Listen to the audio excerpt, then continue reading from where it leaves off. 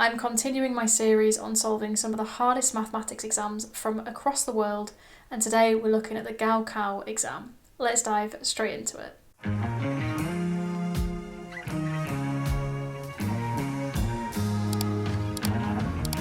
Firstly, Gao stands for tall or high, and Kao stands for exam or test. There are roughly 10 million students who take this exam every year, putting it as one of the most sat exams ever, and it is very similar to SATs in the US or A-levels in the UK or the JEE in India. The exam itself is 9 hours long, but it lasts between 2 and 3 days, so it's quite an intense exam. Obviously my channel is a mathematics channel, so we're going to be focusing on the maths part of this exam. The exam isn't just a mathematics exam, there's also sections on Chinese, a different language, so typically English is taken. Then there's also the option to select whether you want to do humanities or science, so humanities would be geography, history or politics, and science would be chemistry, biology and physics. The questions are mainly multiple choice with some short answers here and there, typically as seen in the mathematics section, and the overall score you can get on this exam is 750 marks, which no one has ever gotten in the history of the GaoKao examination. And it's typically known that if you get above 700, then you are basically a legend, because that's very, very rare to get. It's a very competitive exam, unfortunately for students that take it, because this grade will determine whether they get into their dream universities. And yeah, there's a lot of pressure on students that take this exam. Now, before I dive into it, I just want to say that I can't find a fully translated version of the exam. I've just managed to find different questions from, I think it's 2022 that I'm looking at today, and I'm going to be diving into 3 different questions. They're quite nice questions, and I think that might be why they were translated. So this video may not be representative of the whole GaoKao examination. If anyone is watching this and they have access to a fully translated mathematics section of the GaoKao, please send me a link, because I will do a video on the full mathematics section and going through it like I did for the J Advanced. So without further ado, let's get straight into it. Okay, so what I've done with this is I've written out the questions, and then I've also written out the solutions, just because I didn't want this video to take up too much time. So I'll be going through the solutions and explaining how you answer these 3 questions that I found. So the first question I have is from the 2022 paper. It's question 7 of the mathematics section, I believe, and it's 5 marks. And what it says is we have A, so A is this number here, so A equals 0.1 multiplied by e to the power 0.1. We have B is 1/9, and I've just put the equivalent of what a ninth is in decimal just underneath, so 0.11111 recurring. And then we have that C is minus the natural log of 0.9. We're trying to figure out which of these is greater than the other and which is less than. So the kind of first obvious thing for me anyway was to consider a Taylor series expansion of this. There's not really much we can do with this to understand it. Obviously with B we know that it's 0.1111, but unless you know, unless you're a genius and you know just off the top of your head what each of these are, then it's going to be a bit harder. So I just said, okay, well we're first going to consider a Taylor series, and I expand the Taylor series out for each of A, B and C here. So we'll just go for it. So we have A, and A is 0.1, as I said before, multiplied by e to the power 0.1. Now, what I said this was equivalent to was x multiplied by e to the x, where x is 0.1. Because hopefully you'll know what the Taylor expansion is of e to the x, and then all you have to do is multiply an x by that. So that's what I've done here. So I said that that's equivalent to this for when x equals 0.1. So we have the Taylor expansion for e to the x, which is what's in this bracket here. And then all we're going to do is multiply by x. And you can multiply the x by each of the terms here, and then we end up with this here for A. Remember, this is for when x is 0.1.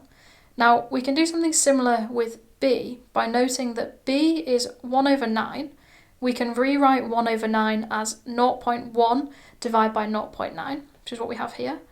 Then we can do a nice bit of maths, which is saying, well, we know that 0.9 is 1 minus 0.1, so we can rewrite the denominator here, and we can rewrite the whole thing as 0.1 divided by 1 minus 0.1. And then when we consider the Taylor series, we know the Taylor series for 1 over 1 minus x. Hopefully you'll remember that from your Taylor series. A lot of this is dependent on whether you can remember your Taylor series expansions for certain things, so hopefully you can. But I basically just said that this is the same as x divided by 1 minus x for x equals 0.1. And again, it's important that when you do this Taylor series expansion, you always have x equals to 0.1, because what you'll see later is that we can compare this Taylor series for each of A, B and C. Okay, cool. So again, we know what the Taylor series expansion is for 1 over 1 minus x, which is this here, and then you just have to multiply by x, and in doing so you can expand it out and get this formula for B here. Now again, we can do the same for C. So C, again, is minus the natural log of 0.9. We can rewrite that again in terms of x, where x is 0.1, by saying this is just minus the natural log of 1 minus x for x equals to 0.1, because 1 minus 0.1 gives us 0.9, which gives us back to what we had originally for C. And you should hopefully remember what the Taylor series expansion is for the natural log of 1 plus x. Now we can do that, we know what the Taylor series expansion is for that, but we have 1 minus x. So all you have to do is substitute the minus x in for the x, which gives us this Taylor series expansion here, not forgetting the minus outside the front as we had to begin with. And again, you can just expand this out and we get this formula for it here. So what I'm going to do is just highlight in a different colour the Taylor series expansions of each of A, B and C, and we can look at them and deduce some things from it. So firstly we can let's look at the leading order terms in each of them. So for A we have x, B we have x, and C we also have x. Okay, they're all the same. Now let's look at the second leading order term. So we have x squared for A, we have x squared for B, but we have x squared divided by 2 for C. So therefore C is the lowest. So we've put here C is the lowest. Now let's look at the third one. So now it's between A and B. So we have A is x cubed divided by 2 factorial, and B is just x cubed. So therefore A is less than B. So we can arrive at this statement here. And the reason we're able to do that is because we know that x was 0.1 in this example. So that is the answer, and which was C less than A less than B. So the answer is C for this first question. Getting this question right heavily depended on whether you actually knew your Taylor series expansions or not. How many Taylor series expansions do you reckon you know? Why don't you try out Brilliant's course on Calculus in a Nutshell and see if you can score maximum points on the Taylor series module. For those of you who aren't familiar with the maths that I've presented in this question, then this course I just mentioned is perfect for beginners.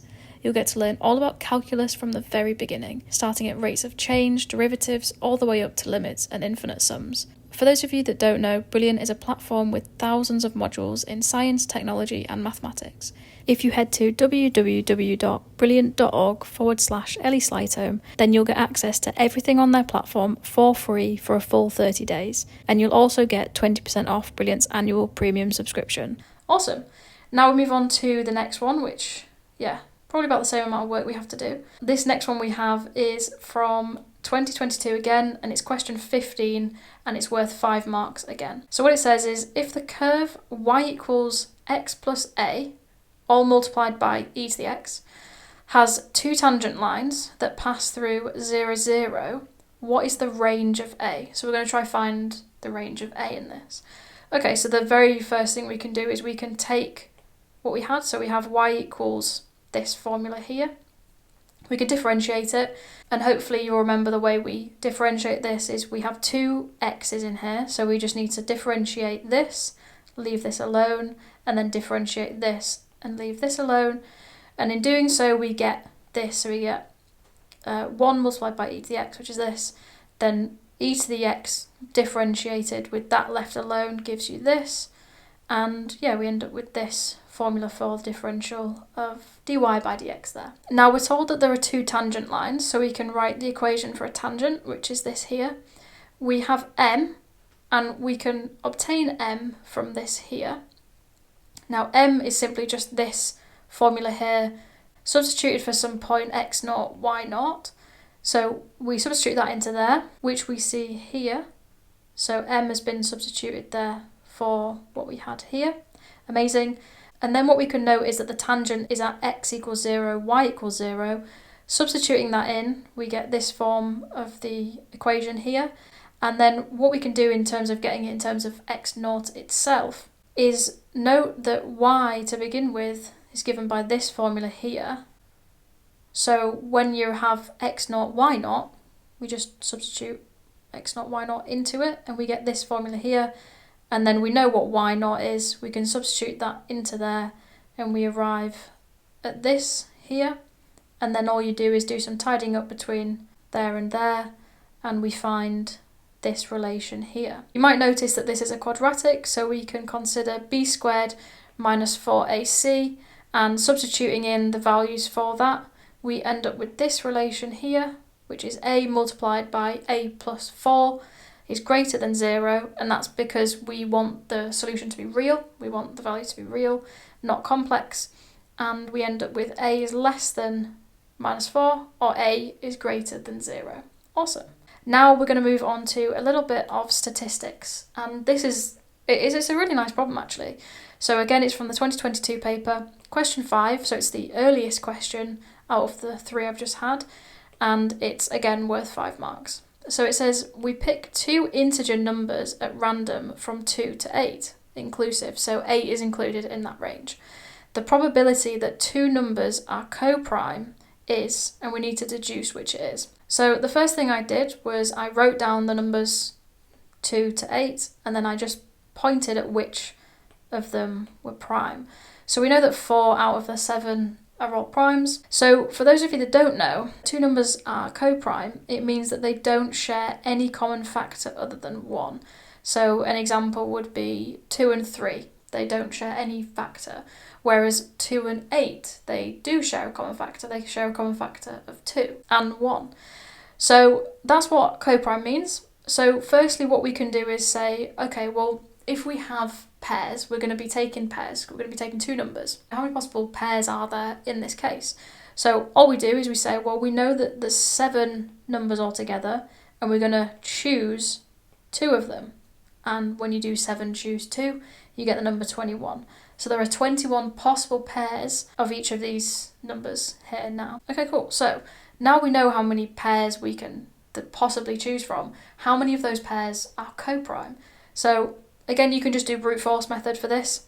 And what you can say is, okay, from the numbers that I had, which were 2, 3, 4, 5, 6, 7, 8, we can look at them and say, okay, if, say, I chose the first pair was a 2, then what other numbers in this list of numbers can I choose that would give me a co-prime pair? And the answers would be 3, 5, and 7, because they don't share any other common factor other than 1. And you can do the same for all the other numbers. So again, for 3, there's 4, 5, 7, 8, should I say. And it's worth noting that we have 2 and 3 here, but we're not having 3 and 2 here because we've already accounted for that possibility. So again, like I said, you just consider the possibility of co-primes for each of the numbers, and then we add all of them up. We find that there's 14, so therefore 14 possible co-prime pairs that we could choose from. So the answer is 14 over 21, which is the total number of pairs we could have, and that gives us the answer that is 2 over 3, which was D. So the answer for this would be D. Those were 3 questions from the GaoKao examination. Let me know what you thought in the comment section. Thank you so much for watching, and I'll see you all in the next one.